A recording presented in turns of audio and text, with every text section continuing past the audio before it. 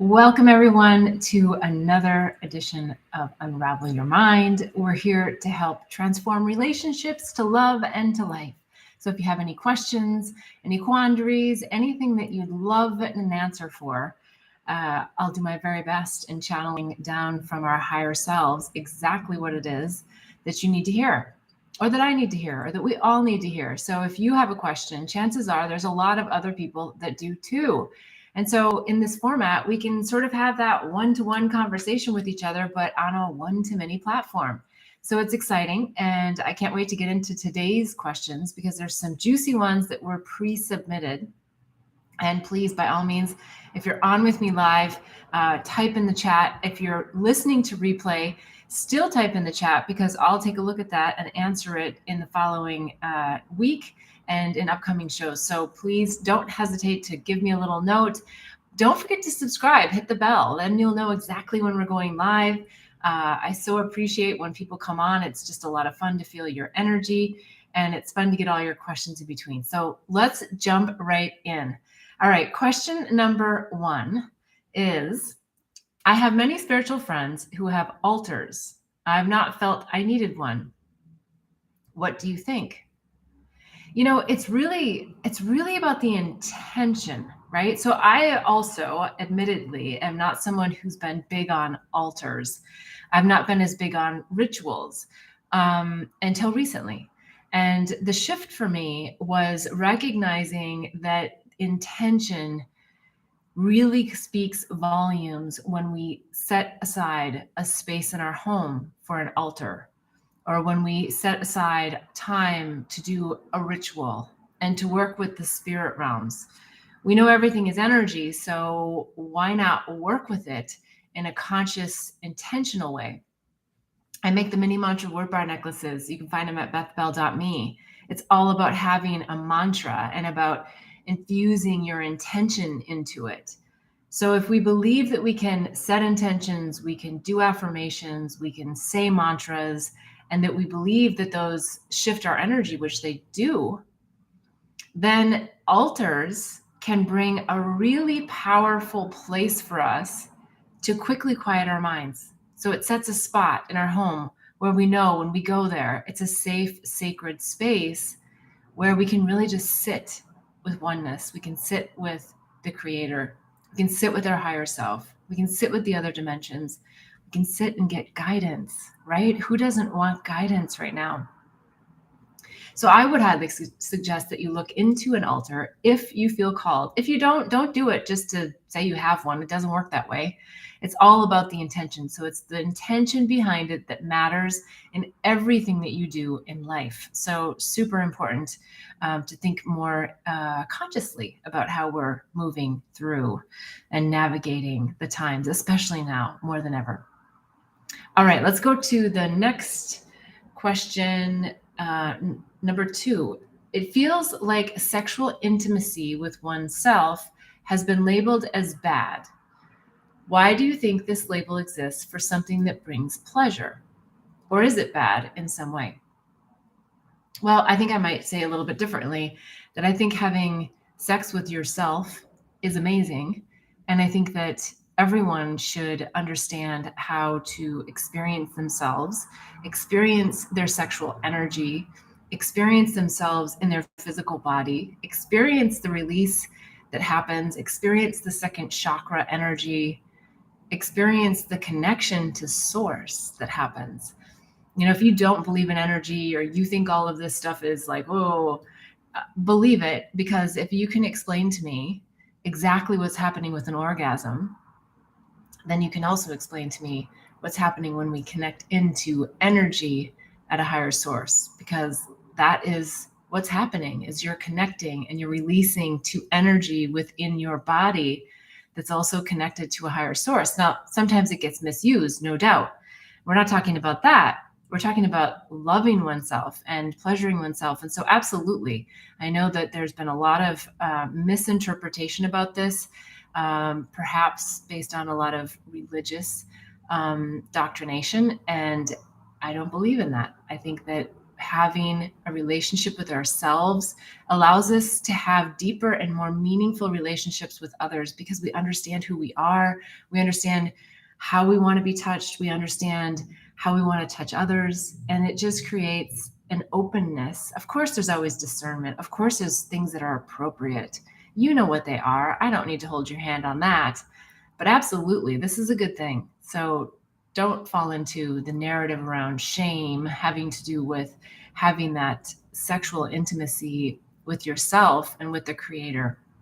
I hope that answers the question. It's a juicy topic. It's one I could talk on for a long time. But if you have any more comments, questions, I'm always happy to hear them in the chat. So please do, even if you're watching this on replay. It's a topic we might talk about a little bit more if there's interest. So let's go on to the next question. Question number 3. Oh, actually, this was a note to myself that if I didn't get into this, I wanted to make sure that I talked about believing in the unseen and that orgasm is our teacher. Orgasm is our teacher. Yes, I said it. It's our teacher to help us understand energy, to help us connect to the creator, to help us feel within our body. There's so much stuff there. And when we can also join with someone else in that sacred space, in a sacred way, we understand unity. If you know what I'm talking about, put a little heart in the notes section. If you don't know what I'm talking about, put a little question mark, and then I'll know to cover more of this in future episodes. All right, let's go on to the next question.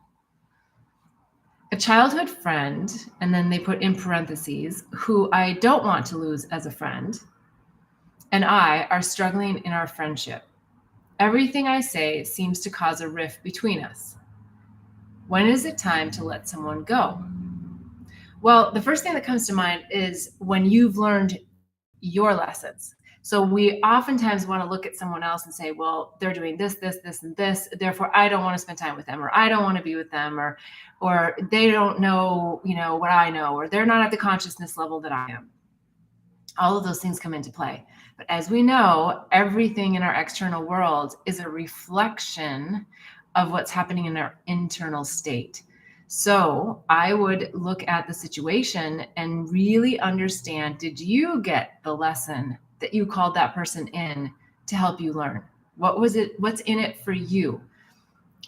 Yes, you want to understand when you get to a place where you're like, I'm done with this relationship. But as you know, if you don't finish the lesson, you're going to get another friend that comes to teach you the same thing. So it's really important that you feel into what is the lesson or lessons for me to get from this relationship, and dig deep into that, dig deep into your behavior, dig deep in how do I respond? How do I communicate proactively or not? And how might that other person feel, right? Really coming from their perspective. And if you feel that there's an unreasonableness about that, if you feel that there's just like a suck about that, if there's a real drain about that, that you feel like you've really opened the lines of communication and this individual is still just wanting to come in with the daggers and just like take you down, then you may need to use your discernment and suggest that there's a break in the relationship. It may mean that you just don't call the person so much and that you let the universe take care of the separation that you need to have from this friend so that they can go and spend some time with themselves getting their lesson. A lot of times when we leave our loved ones, that's when they do their deeper work, and that's when we do ours, right? When we kind of have to sit in that place where we're like, ooh, it doesn't feel so nice that they're not in my life. They left me or I left them, whether it's a friend or a lover or a parent. You feel abandoned. Well, it doesn't always have to be viewed as this abandonment issue or this victimness. What's the lesson? What was the lesson I asked them to teach me? And what is the role that I'm playing in my life? So super important. If you don't get that, then you'll leave and you'll, like I said, attract someone else. So stick tight with that and let me know in the notes section what you think about that. Even if it's not your question, I'd love to hear if you have a friend that you're having an issue with and what you think. All right, let's go on to the next question. Okay, this one's an interesting one. The political landscape is so crazy right now. Yes, it is. I'm worried there may be a serious uprising coming, and I'm wondering what we light workers can do to help.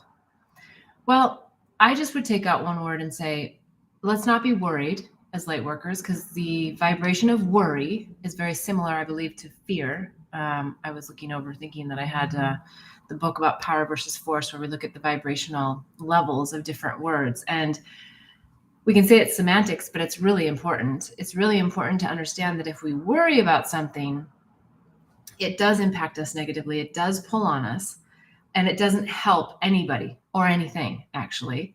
So we want to step into a place where we're really tuning in. We're tuning into source, because I believe that I don't even want to say the word believe. I know that all political narratives are distractors. Yes, I understand that there's some important narratives and that we do have to still participate in this dimension. We still have to participate to some degree in voting and our life and how government impacts that. But what I'm suggesting is that you not get so caught up in the rabbit holes around political narratives, around political parties even. There's really no need to fight so hard for a political party. I find it fascinating that we can only have two main parties in the United States. Is it really possible that everything could just be rolled up into, this party or that party, and like everything in this party is right and accurate, or everything in this party? No, of course not. Of course not. So where is the unity? Where is the unity focus? I would love nothing more than for an independent candidate to win, so we could get beyond a lot of this craziness that is unnecessary. So whether you're Democrat or you're Republican, I'm saying, get real, guys. Like, these are distractors. If you're putting all your energy into the narratives around a political party, seriously. So as light workers, seriously, if you're not a light worker and you don't care and you just want to be in the fight, go for it. That's your prerogative. But I'm here to say, because somebody asked the question, what can we do to help as light workers? And it is to not get in the chaos of this conversation. Find the most important aspects of what we need to be talking about today, which is community, which is how do we help at an individual level? How do we go out into our communities? How do we partner with other community members? How do we help our children? If we don't have children, how do we help other people's children? How do we step in? How do we lean in? How do we know when to step out? What do you talk about? When you're at a party or you're out with people, what are you talking about? It's that basic stuff. Like, what are you talking about? Because if you're talking about shit, then you're just contributing to the landmine that's out there. It brings up a topic, actually, that there's a guy in Maui, and I don't know how I got his videos. There must be some algorithm that put me in this. And then I watched one, and of course now I'm getting them all. And he's doing a bunch of lives around trying to expose some of the things that are happening in Maui. I commend him for wanting to do some uncovering of things. However, the last video I watched, it was a live video, and it was really antagonistic towards the police that are on the ground trying to protect a particular area. I'm not getting involved in the details of it. I'm sure that there is some interesting things happening. I'm not saying that he doesn't have reason to want to go and uncover what they're doing, but how he's doing it, how he did it, the whining, the give me your badge number, all of this. No, we don't do that energy. We don't do that. We go, we do the work, we investigate, we find out, but we don't need to be on a live and sensationalize it and bring people like into this place of, we got to find this out. It's like, yes, we got to find this out, but do it from a place of peace. I think he refers to God. I think he refers to himself as a holy man. Maybe he should ask himself the question, what would Jesus do? I'm not suggesting that in a religious sense. I'm suggesting it in an enlightened sense. What would Buddha do? What would Yogananda do? Not that. So let's just think about, how are we interacting? When we know that we're doing something for good, which I believe he is, he's trying to uncover information and why are there secrets and why is all this stuff happening? So I'm with him on that. But how he's doing it and creating and generating all of this, like I'll get you a hotel room and bring you here and help us. And okay, that's not bad, but the tonality and the, us against them, the meek will inherit the earth. And that is so important that we understand that as light workers, as we move forward with everything that is going to come. So as light workers, stay out of the fray. Stay out of all of the distractors, all of the narratives. Oh my goodness, we've been through so many distractors. We are rising up. We are rising through. Stay the course. Don't get in the quicksand. I hope that helps. I'd love to hear what you think. Please comment in the comments below. It's a narrative, a discussion that we're going to have, I'm sure, a lot as we move towards the future and with everything that there is to come. Okay, let's go to the next question. It's a little bit later. I don't know. I don't remember. Okay, question number 6. Do you think there are nefarious energies at play with the floods at Burning Man? Well, I think this is a great question. And, I feel, let me just look at this one more time as I feel into the energy. Do you think there are nefarious energies at play at Burning Man? It's about getting your survival gear out, right? So it's typically a festival. Admittedly, I've never been to Burning Man. It's a festival where there's a lot of people that are celebrating in I guess the media calls it a counterculture kind of way. I think there's a lot of energies whenever we open ourselves up, our auras, especially when there's medicines involved. We open a portal, many portals, and I would imagine that there's a massive portal that opens with Burning Man and everything that happens there. And I feel like there's an element of fun that happens there. Again, I haven't been there. Nothing wrong with that. I think having fun is super important. I don't do it enough myself, admittedly. But there's also a place where discernment, working with the other realms, comes into play. And I'm not saying that we have to take life so seriously. I'm saying that we just need to have a real discernment and honoring of our souls as we move through portals and other realms, as we are multidimensional, all of us. Some of us understand and know that more than others. Some of us understand and know our multidimensional selves more than others. It's not a judgment, it just is. But if you're not cautious about where you're at and opening your aura and your soul, other humans, other entities, other energies who know a whole lot more about how all this works and in the energetic realms can take advantage of you. They can take you off course. They can bump you around. Is that a bad thing? It doesn't have to be. It might be. It's always the lesson that you've called in.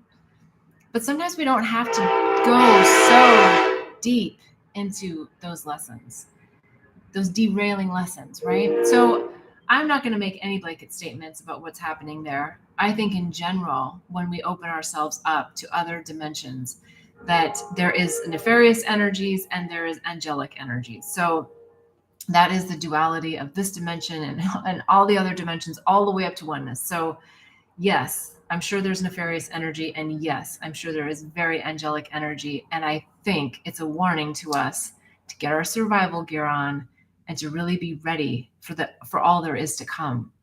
Take it serious.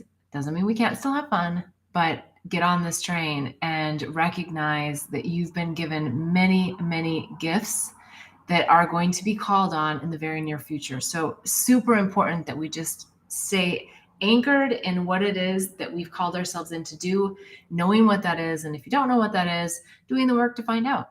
It's fun. Sometimes it's challenging, but it is fun. All right, let's see what the next question is.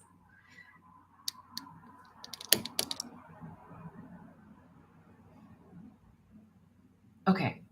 How much do you think good impacts our ability to connect to source? How much do you think good impacts our ability? I think there's a typo on that. I'm sorry. I don't know who wrote that question. How much do you think good impacts our ability to connect to source? Yeah, maybe if you're on, give me a little clarification in the chat, and then I can come back to it. Okay, are psychedelics for everyone? Actually, a new friend, a new acquaintance of mine just wrote a book that says psychedelics are for everyone. I was going to have it here, but I don't have it. I moved it away from my books here. It's a great book. I haven't finished the whole thing, but I've read much of it, and it's really an amazing book. So I would recommend it. However, I would say that psychedelics are not necessarily for everyone, because you have to be ready to change. You have to be ready to see what's in that subconscious mind. You have to be ready to embody and embrace, because you get shown some really amazing things about yourself, who you really are. And then you come back down here into this lower dimension of vibrational realm, and things get tough again. So the psychedelics, and I talk about this all the time, are not going to enlighten you. They're going to show you the North Star, and then you do the work, right? So you get the North Star, you know where you're headed, and then you're here on the ground doing the work, and you're continuing to do the work. And so not everybody's ready to do the work. Not everybody wants to do the work. Some people are here just to play the characters that they came in for, the ones that get under your skin, the ones that make you happy. So we got to let everybody do their own free will.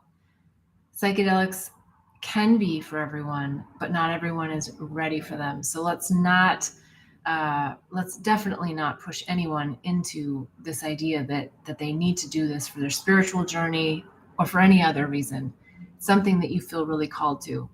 I also feel, and this kind of links back to the previous question about Burning Man, that if you're not ready to do the work, you can get some really interesting and difficult challenges afterwards. I remember several years ago, I saw a really beautiful young lady on, and I say beautiful from like her light was shining so brightly, and she had a really great experience, and then had somewhat of a negative reflection in that she had brought entities back with her, and she didn't know what to do about it. And so she was saying, don't do ayahuasca, and it's like, well, honey, you got to have the support team. You got to know who you're sitting with, who you're going into ceremony with. You need to have an integration, accountability buddy coming out. Because if you're not integrating, you're not journaling, you're not speaking to your higher self, you're not meditating, you're not speaking to your guides, you're not doing any of that, then don't be doing psychedelics, because that's the whole point, is to connect you up to oneness, to connect you into your guides, and for you to keep that connection here. And that's the tough spot, because we come back here to this lack of remembrance. But you're all connected to the same source. We are all from oneness. We are all from the Godhead, whatever you want to call it. It's not religious. It's not religion. Religion refers to it sometimes appropriately and sometimes inappropriately.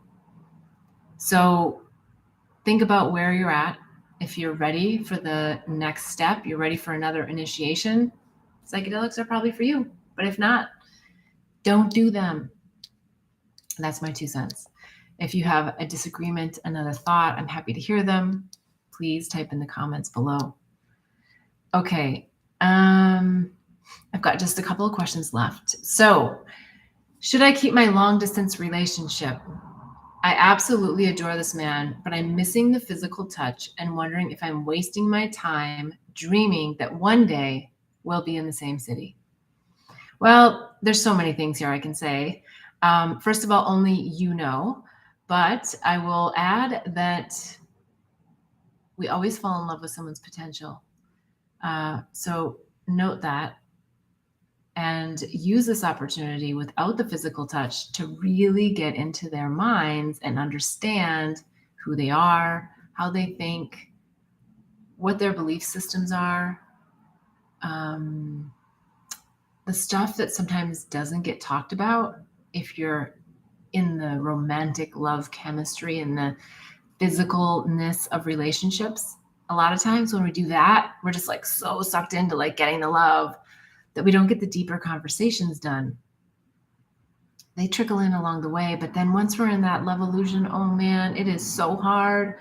It's so hard to see objectively because we have the love goggles on, which is fun. Maximize that. Maximize the love goggles. Maximize the dreaming. Maximize who that person is for you. Sometimes, just knowing that they're on the other line, available to you, that is so much support that I don't think you need to dump somebody. And I know you're not saying dump someone, but no, you can stay in it. I've had a lot of long distance relationships. I love it. You get to know somebody on a totally different level. And when the timing is right, you'll get to spend time together. Now, I would say, sorry, little nose itch there. I would say that it's also important to spend the physical time together at some point. Trust in the universe, trust in the communication that the two of you are having about your shared dream of how you would like it to happen, but remain open to how spirit is going to allow it to happen. Because if it doesn't happen, if it doesn't align, trust spirit and the universe that he may not be your guy. But in the meantime, don't start making all those judgments and thinking, he's not my guy because he's not moving here, or I'm not moving there, or whatever. No. It's all just use the relationship. And I say use, but I mean that in a very deeply spiritual way, as a way to learn the lessons that you've asked this individual to come into your life for. And let's not make judgments about all of the things that we wish we had. Let's hold the dream, but let's not be unrealistic about what people show us and whether their dream is truly aligned with ours or if it just sounds good. And there is some inspired action that often needs to be taken. And if they are not at some point inspired to take action that feels right, then you can take your inspired action, which may mean that you move on to another relationship. So it feels like energetically this is still very, very healthy for you, but only you know. And that I would just really leverage the beauty of it for now and keep tuning in. The fact that you're asking the question is good. It means you're tuning in to just, what's right for me? What's right for me? And when it's not right for you and you've had those conscious conversations and you identify that it's not right for them either, then you know what to do. So kind of that simple. All right. The last thing I wanted to say is I'm actually heading to Italy and I'm super excited about that. Miss Lily has some really amazing people coming to stay with her. And I'm so excited about that because it's allowing me an opportunity to fly away and have some fun. Drink some great Italian wine, I hope. I'm not a big wine drinker these days. If you read my book, Angels, Herpes, and Psychedelics, you know that I was a big wine connoisseur. And over the last many years, haven't drank as much wine, probably because I lived in Asia for 7.5 years. And there wasn't as much availability to some of the really great wines. So, and then as I've gone through my spiritual ascension, I just feel like wine, alcohol in general, isn't really that necessary in my life, but it is certainly something that I like to partake in here and there. So it'll be fun to be in the energy of all the beautiful Italians and just how they live life. And I will learn so much from them. And I'm so excited about it. Next week, I'm actually going to try to do, I say try, because I'm not committed 100% to doing the show live. I would like to, and I will try to. It'll be later in the evening for me. So let's see. Hopefully I will. And if I don't, I will do a live at some other point in time during the week so that we can stay connected and have that conscious connection that we all so love and desire. So thank you. I appreciate you. I appreciate the questions you've submitted. I appreciate you listening. I appreciate you being here. Please don't forget to like, subscribe, share with a friend. And I'm wishing you so much bliss and so much love on this ascension journey. Have a great weekend. I love you all.